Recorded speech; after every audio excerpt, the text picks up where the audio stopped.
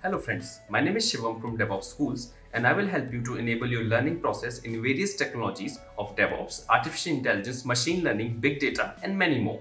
This is our initiative to help you by sharing multiple tutorials and videos. And if you want any specific tutorials or any particular topic, then please do comment in the below comment section and I will help you with it.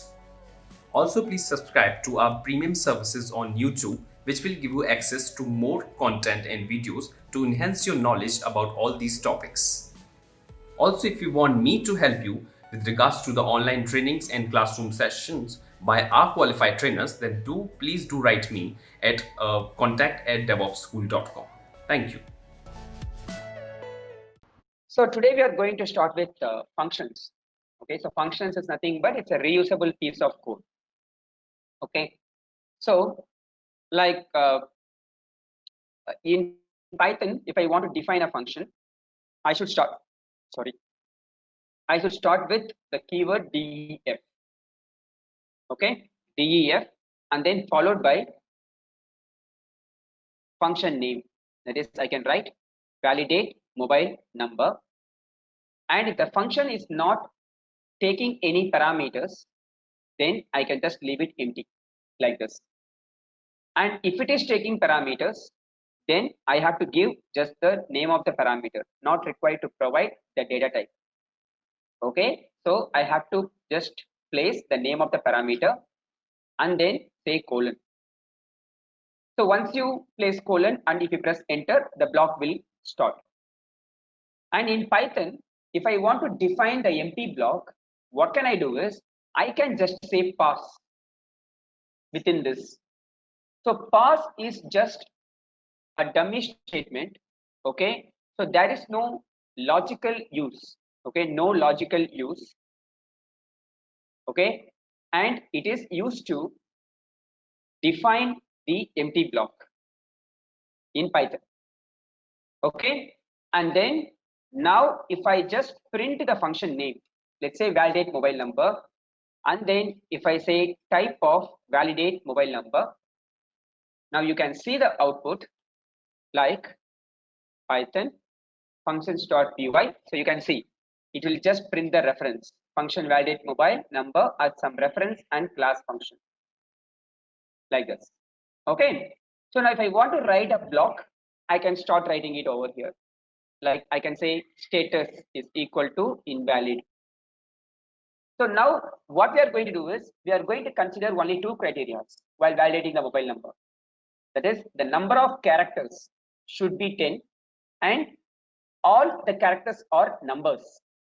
Okay, so now for that what we are going to do is I'm just going to write if len of mobile is equal to 10 and mobile dot is digit. Okay, then I can say status is equal to valid. Okay, so like this we can assign it. So now consider this is a function block. Now I'm going to invoke it. Okay, now I'm going to invoke it. So let's say, let me write. So return is equal to, that is ret is a variable, is equal to validate mobile number, and then I can write 98765432110. And then I'm just printing the value of ret. That is, it returns, then ret, and then I'm writing type of ret. So now what will happen in this function? I don't have return statement. Okay, so if the function doesn't have return statement, what will happen is it will just return none, that is empty, that is null. None is a keyword, capital N-O-N-E. It's a keyword, it is equivalent to null. Okay, it is nothing. All right, so and also if you have empty return statement, now I have the return statement here. Okay, but I'm not returning any values. Okay, so what is the purpose of return statement? So return statement purpose is it returns the values to the caller. Okay, and second purpose, it is the last executable statement in the function. After return, if you have any number of statements, that will never be executed. So return is the last executable statement in the function. Okay, so now I have just placed the empty return statement here. Okay, now also if I execute this, you can see it will return none. So if the function doesn't have return statement, and if the function has empty return statement, it returns nothing, none. And then now how we can find whether the function has returned some values or not? What we can do is, once you call this particular function, I can use identity operator in order to check whether the function has returned some values or not. That is, I can say if RET is not none, then I can say like this. Okay, that is, I can check whether it is equal to none or not none. All right, else I can just say print function doesn't return any values. I can say function doesn't return any values. So now what will happen in this case? You can see it will print function doesn't return any values, because this condition will fail. If RET is not none, that condition will fail and it will go to the else block directly. Okay, now if I want to return some values, I can just say return status. So now what value are returning? Either valid or invalid. What is the type? It is a string. So now it will return the type in the form of string. You can see here it returns valid and return type is class string. Okay, so if you return string, that is if you return only string, it will return in the form of string. For example, consider I am returning list. Okay, it is status comma length of mobile. I'm just returning status comma length of mobile. That is, it is enclosed in pair of square brackets. That means what? It is a list. Okay, so now if I execute, you can see the return type is list. So basically it depends on the value that is being written. Okay, now whenever you return a single value from the function, it takes its own type. So because list is just a single value, right? So whenever function returns a single value or single object, it takes its own type. Okay, now let's see what will happen if I return multiple objects. Let me return like this: status comma len of mobile, and then comma list of status and len of mobile. So now I am returning three different objects. First one is a string, second one is an integer, third one is a list. So in this case, what will happen is it will be written in the form of a tuple. Okay, so whenever function returns multiple objects, okay, whenever the function returns multiple objects, it always takes, sorry, it always returns in the form of tuple. Okay, it always returns in the form of tuple. Okay, that's what will happen. All right, you can see here it is returning a tuple basically, right? And now consider I want to provide the documentation to this function. Okay, so basically we can provide the documentation by comments, that is by using comments. And also I can provide the documentation to the entire script. Okay, so we have some feature called document string. Okay, so wherein I can provide the document string before the first executable statement within the file. That is, if I want to provide the documentation to the entire file, I have to provide the documentation string before the first executable statement. What is the first executable statement in this? Line number 3, right? So before that, if I provide any documentation, document string, that will be considered documentation for the module. How I can provide the documentation string? I can provide the documentation string either in the single line or in the multiple lines. If the documentation has to be provided in the single line, I can use either single quotes or double quotes. Okay. If I want to provide the documentation in multiple lines, I have to use 3 single quotes or 3 double quotes. Okay. So I can give it over here, 3 single quotes, and then like this. And let me remove this hash now.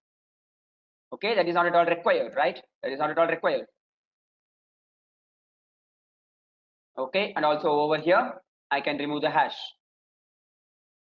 So now, how we can access this documentation?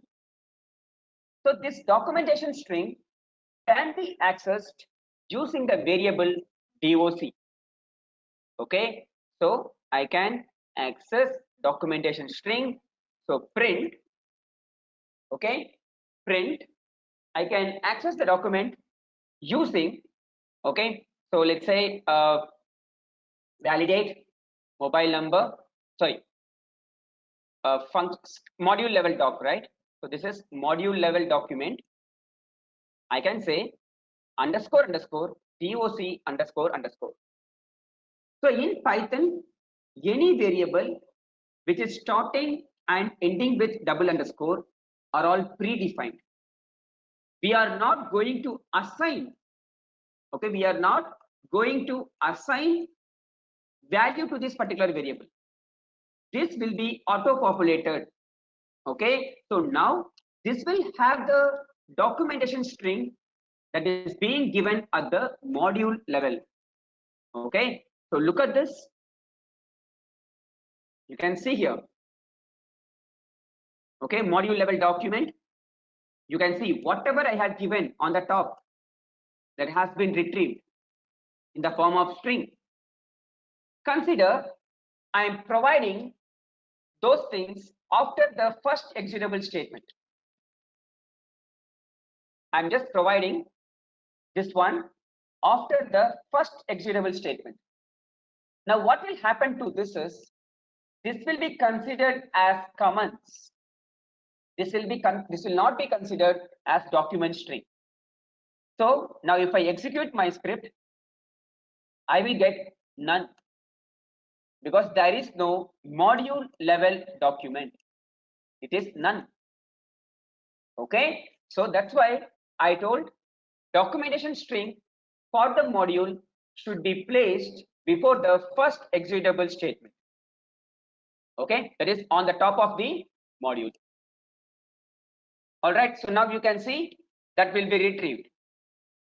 So this is how we can produce the document for the script. Now, how can we produce the document for function? Similarly, I can provide the document string on the top of the function. That is, before the first executable statement within the function, I have to provide the document string. That is, I can say purpose to validate the mobile number. So you can provide any documentation. There is no problem with it. Okay, so I can say input is, what is the input over here? That is mobile number. Okay, and returns. Okay, what it is returning is a status, valid, or invalid. Okay, so now how can we access? Okay, now how can we access this particular document string? So we have seen how we can access the documentation string for the module. So now let's discuss how can we access the documentation string for the function, that is function document. I can write function name, okay, function name dot underscore underscore doc underscore underscore.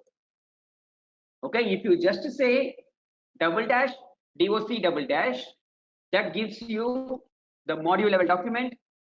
And if you say function name dot double dash doc double dash, that will give you document string for the particular function. So now you can see the output. You can see here function document, purpose, input, and then returns. All right, Akhilesh, any questions you have? So please try it out, Akhilesh. No more. No more. This is good. Yeah. Yeah. Yeah. So Okay. you can try it out, right? Yeah. I'm doing that. Yeah. Yeah, Mohan. You can continue. Done. Yeah. Okay. So now let me create another file. That is, I'm going to discuss now different forms of parameters.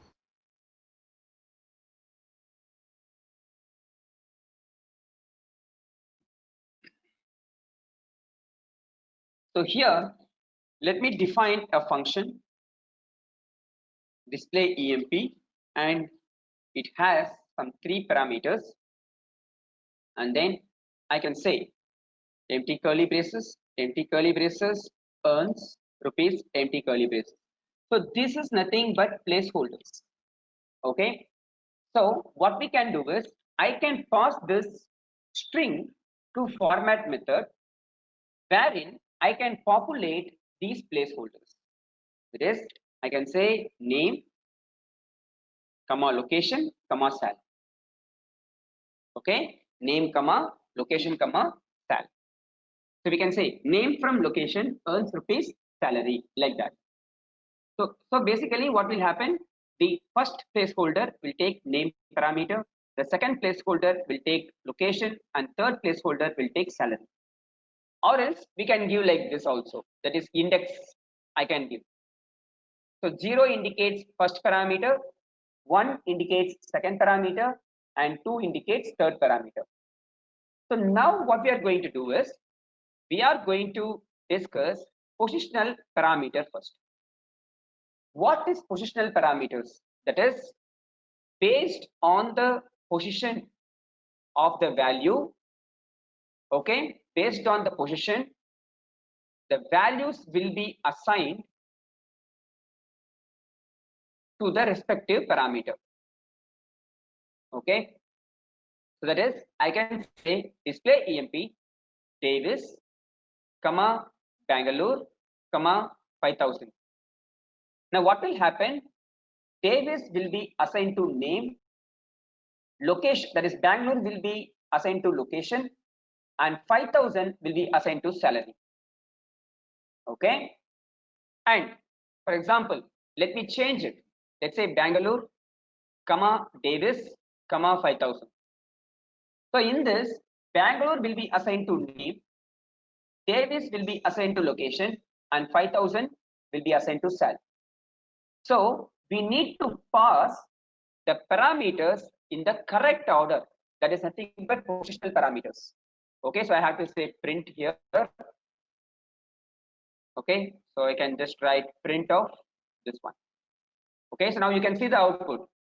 First one, Davis from Bangalore earns rupees 5000. Second one, Bangalore from Davis earns rupees 5000.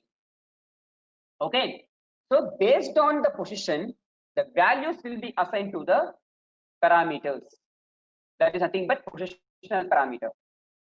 Now we have something called keyword parameters. Okay, so based on the keyword, so keyword is nothing but any of the name of the parameter.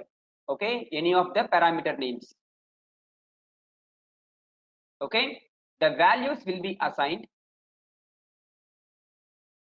to the respective parameter. That is, I can write print of display emp name is equal to Tris, location is equal to Chennai, and sal is equal to 8000.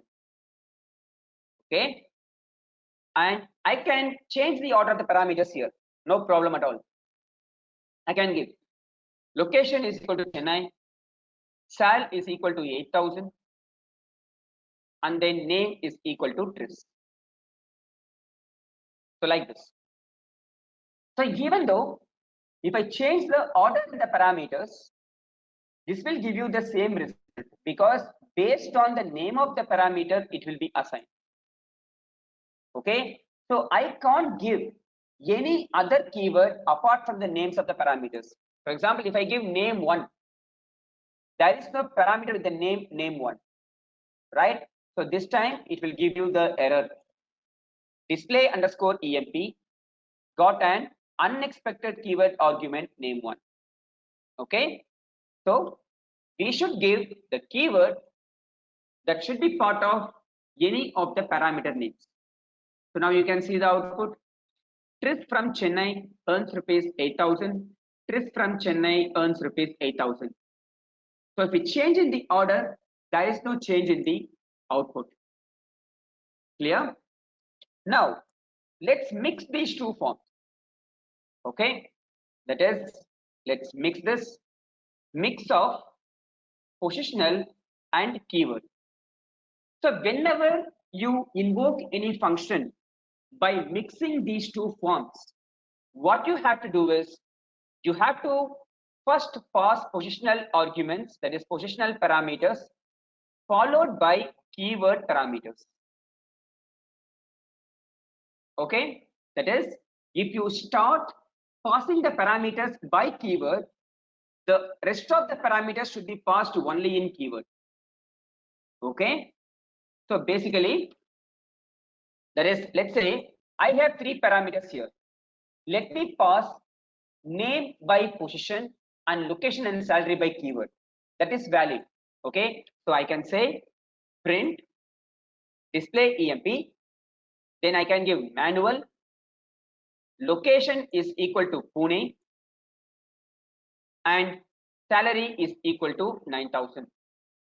This is valid because I have passed first positional parameters followed by keyword parameters. Okay, so now what will happen? Based on the position, manual will be assigned to name. Okay, based on the position, manual will be assigned to name, and location will be taking Pune, and salary will be assigned with 9000. Okay, so now you can see the output. Now consider I am giving like this, that is first position, second keyword, third again in the form of position. It is invalid. We can't give it like this. This is, we are violating the rule, positional parameters followed by keyword parameters. This is syntax error basically. Okay, so you can't see the output of even a single line of code. You can see here, positional argument follows keyword argument. Okay, so now consider I am giving like this. Okay, that is, first I am, see, as per the rule it is perfect. That is positional followed by keyword. It is perfect. But what mistake I am doing? Based on the position, manual has been already assigned to name. But I am trying to pass multiple values, okay, for the argument name. So that is considered as runtime error. So now you can see here, you can see the output of the previous lines, but when it comes to that particular line, I will get an error. So display emp got multiple values for argument name.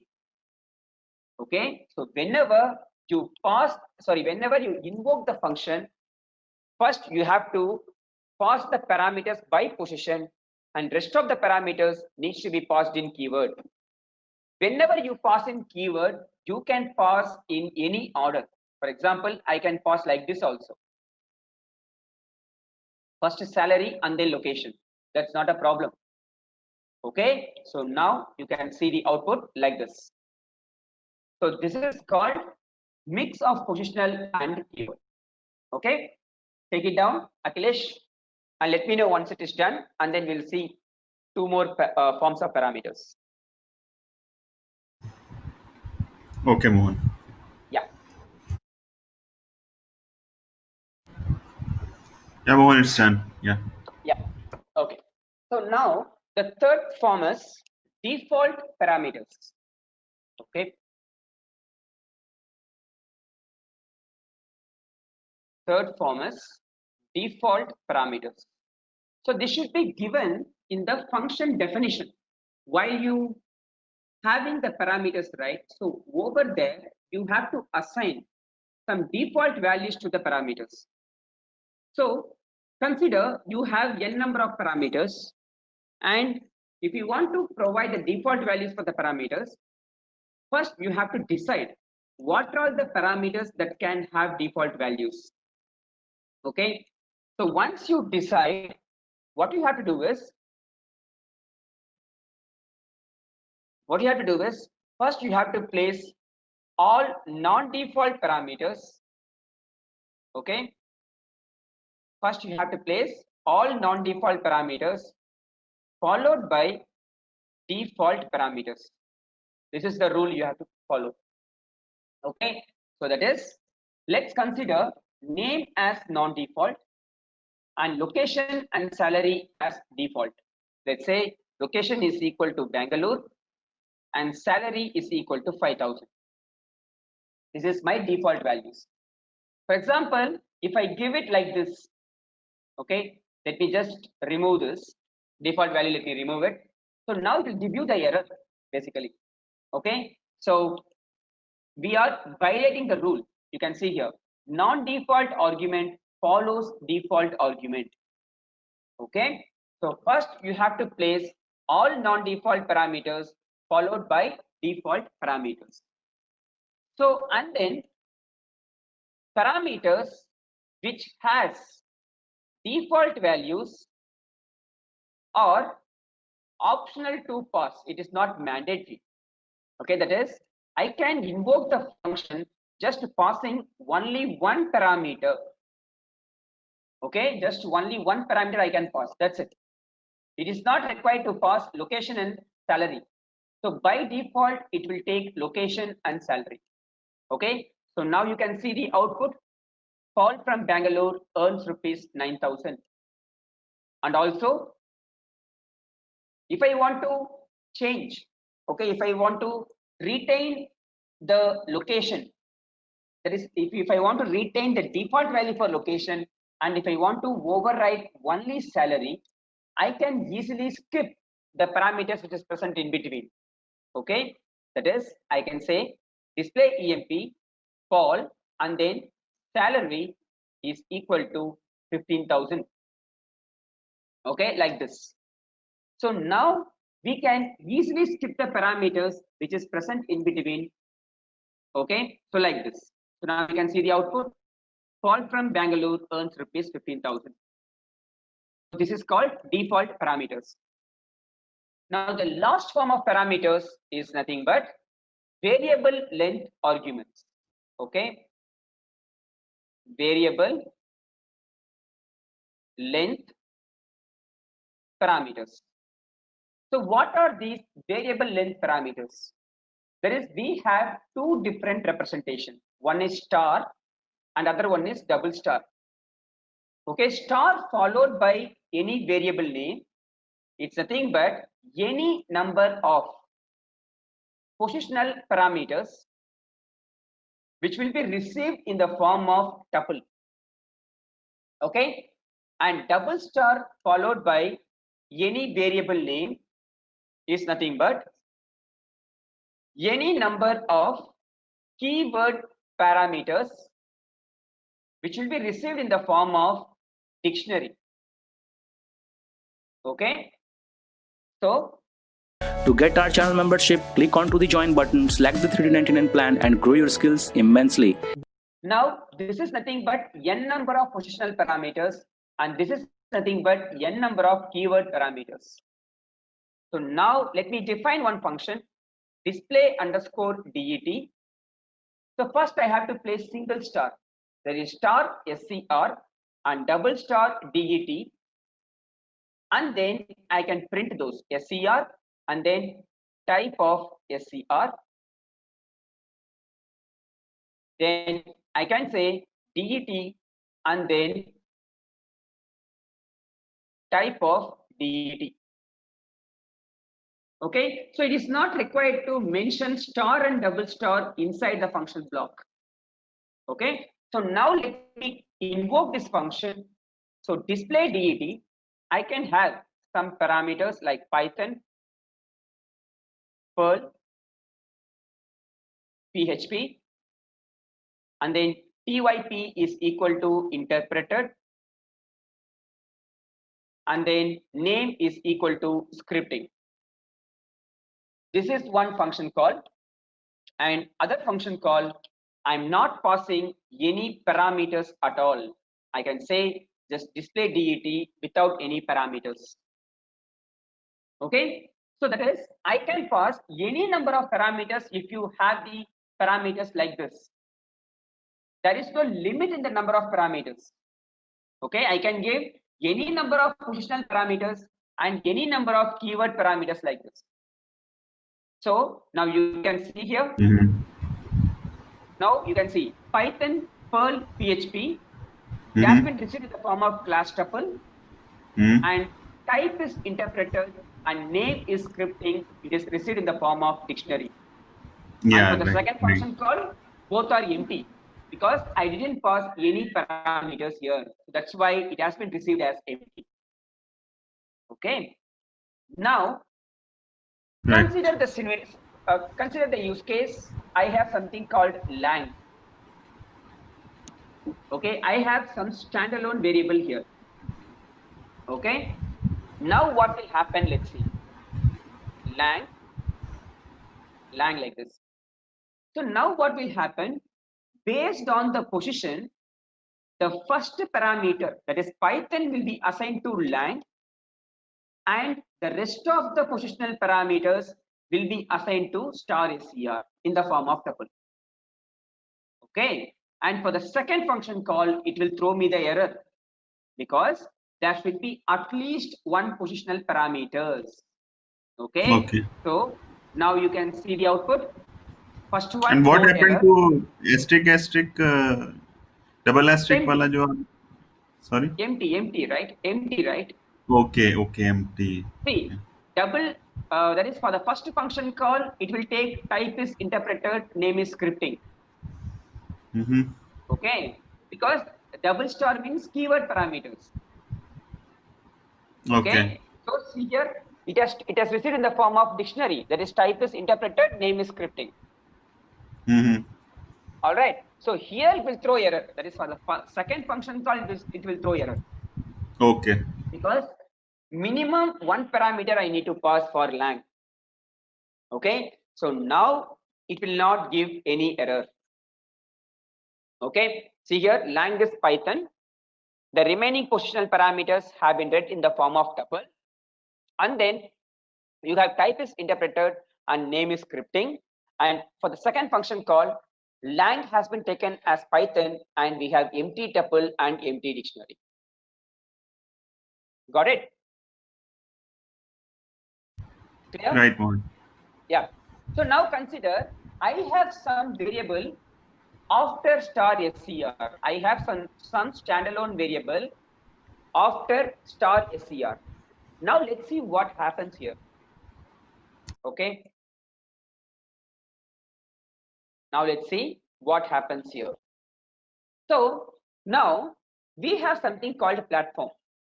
Okay. So whenever I say star SCR, all the positional parameters will be read by that time. Okay. So there will be no positional parameters left. Now this platform will be considered as keyword only argument. So I can pass the value that is only in the form of keyword for platform.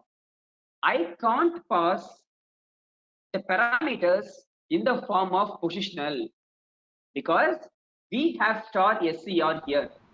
Star Okay. SCR will read all the positional parameters which are remaining. Understood. Okay. So yeah. So now what will happen here?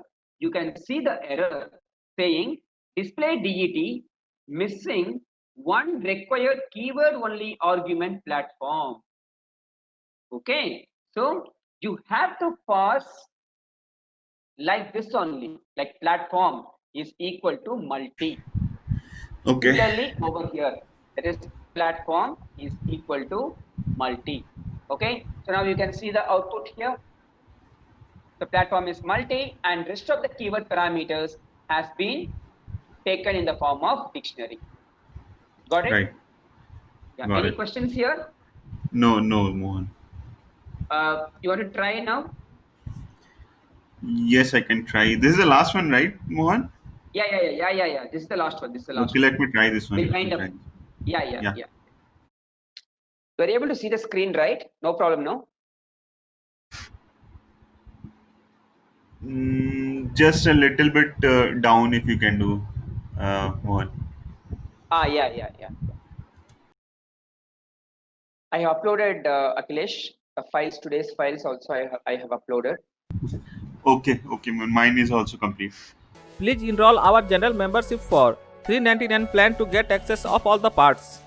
Along with that, you can access our other tutorials such as Docker, Ansible, Jenkins, Terraform, Splunk, AWS, Azure, and various other DevOps related premium tutorials with our channel membership.